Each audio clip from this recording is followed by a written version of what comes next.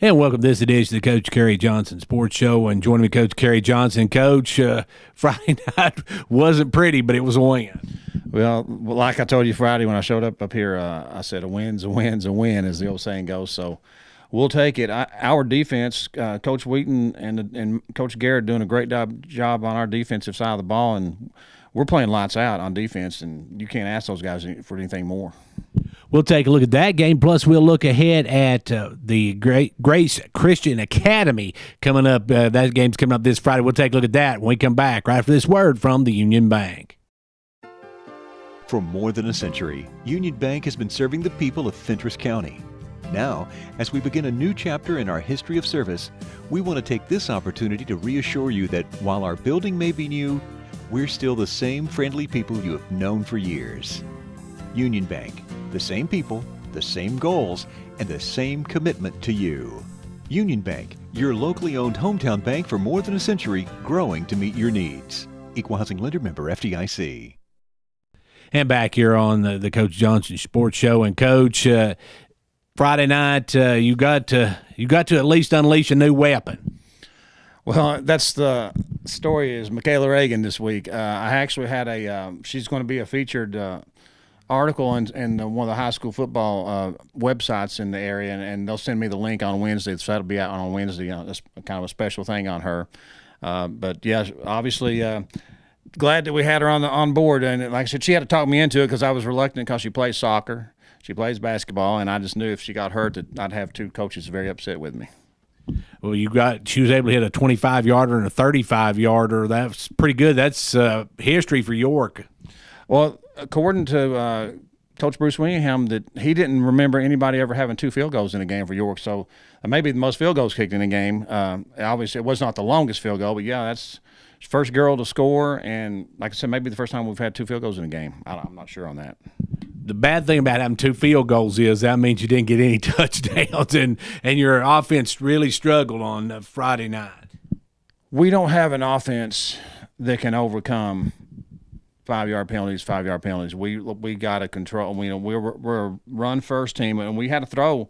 We threw quite a bit, actually, the other night. Didn't have much success, but we can't overcome the first play of the game after we got the ball back. We have the ball on roughly the 35-yard line, and we jump the count, do the same thing on the second. So we're starting 1st and 20 when we have a perfect field position to come in and go up 7-0 early in the game. And who knows, once you get rolling, things happen.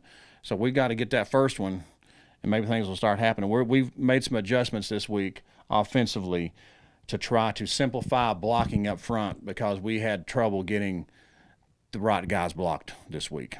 Coach, you had some unique setups. You brought Ricky Clark in the backfield, also Ben Cooper in the backfield off the line. So that allowed you to move the ball some. Yeah, that's called our jumbo package. Is that what we refer to that as? And there in the fourth quarter, I was ready to stick with it. If we could get 3 yards of play, that would be enough to run out the clock. And we get the ball back and we go with it. And Ricky fumbles the first play, and I thought I got it. I can't give him the ball again. And tonight anyway, and so it kind of set that back a little bit, but we got back into it and fed Ben and Zach the ball out of it. Coach, it was much like the first game, a lot of penalties and a lot of turnovers. 10 penalties and 3 turnovers, and I told them today we ran off of that. That's what our conditioning was on Mondays. I said you guys are going to be controlling what we do conditioning-wise on Monday by what we do on Friday. So I said, you don't have any turnovers, we don't have any penalties, we won't have much conditioning on Monday. So that's where we are right now on that, to try to take care of that.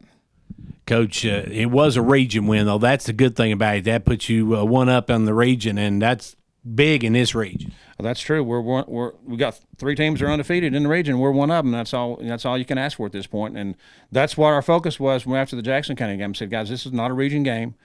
We still got all of our goals out there in front of us. Our goals are simply make the playoffs and try to win the region championship. That's the 2 goals we have as a team. They're both out there.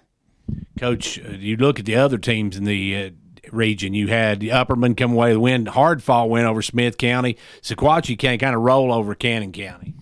Cannon County lost 2 or 3 of their players from last year, and I think they may be down a little bit from last year.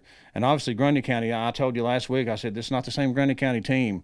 You know, they got after us, and they looked pretty good on film. They got shut out by South Pitt. South Pitt's the number one team in 1A, so that's not anything to be ashamed of there. So we feel like we're in a fight every week, and I've said this from the first practice. We could win any game on our schedule, and we could lose any game on our schedule, depending on what we do when we show up on Friday.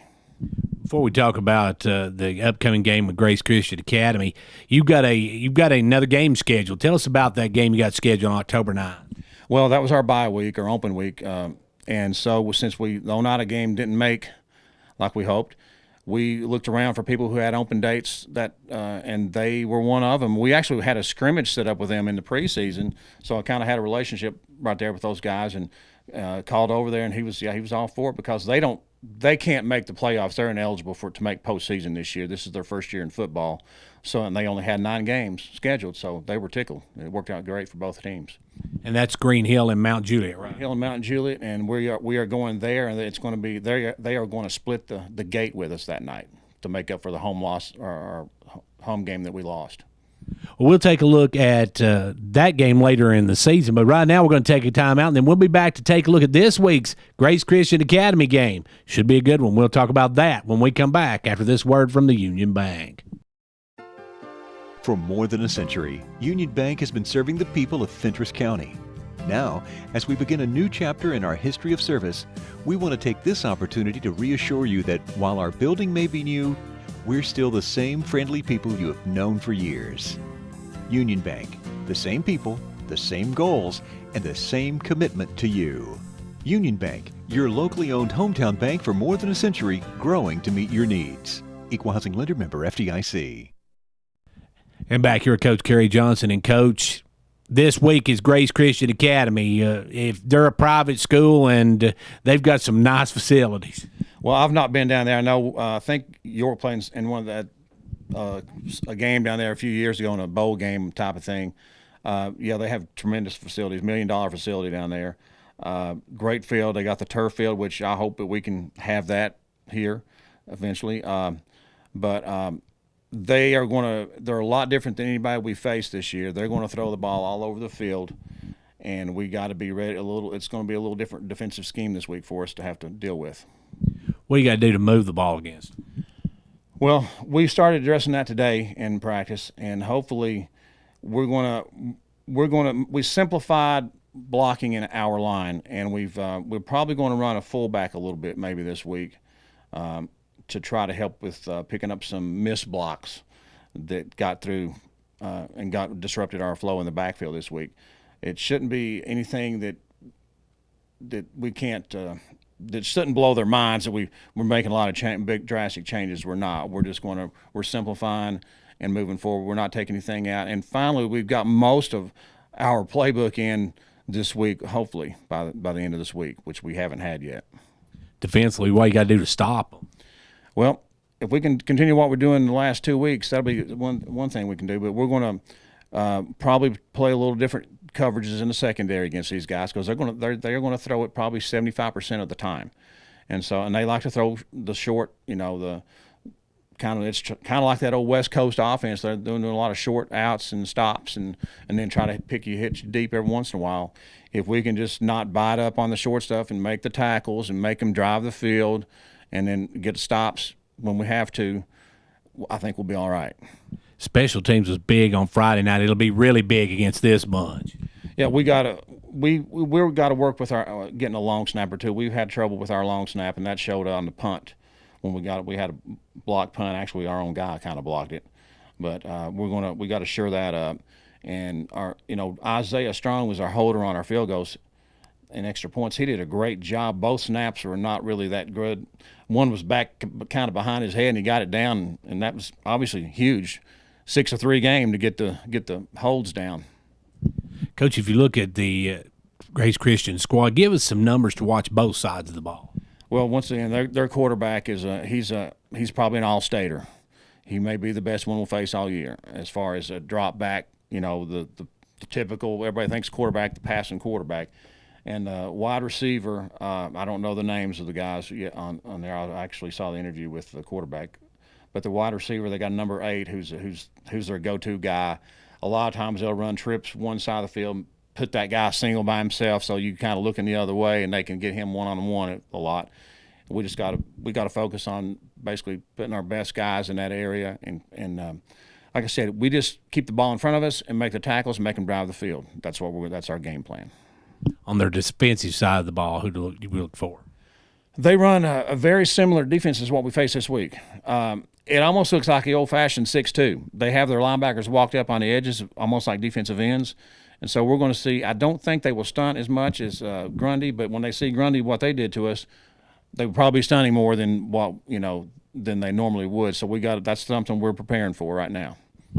Coach, with the era of COVID, there's going to be a very limited number of tickets, right? I think it's 149 is what don't take that to the bank on that, but it's somewhere in that ballpark that they're going to be available. And they said do not come down there if you do not have a ticket already if you're coming from Jamestown. And it's going to be an early kickoff time as well. It's a 6 o'clock hour start. It's a 7 o'clock local time start, so it's 6 hours. Yeah. And, Coach, how big would it be to keep this win streak going, to pick up that second win and maybe put some touchdowns on the scoreboard? Yeah, we're going to have to score. We're not going to be able to out-field goal these guys. So, I honestly think, we get 20 on the board. We're in we should be in every game with the chance to win it, and we got to start this week. We got to put points on the board, and it can't come just from field goals. And so that's where we got to put points on the board, and it keeps them off the field. Well, Coach, well, thank you for joining us, and best of luck as you head to Grace Christian this weekend. Appreciate it, Gary. Hope to see everybody down there. And that's going to wrap it up for this edition of the Coach Kerry Johnson Sports Show. Be sure to turn out Friday night if you get a ticket. Now, don't come down if you don't have a ticket, folks. We don't want you to make the drive to Knoxville and not be able to get in. But if you can't get a ticket, be sure to watch it live on Facebook Live. Our Facebook Live channel will have it live for you on that. Plus, we'll have it on WDEB.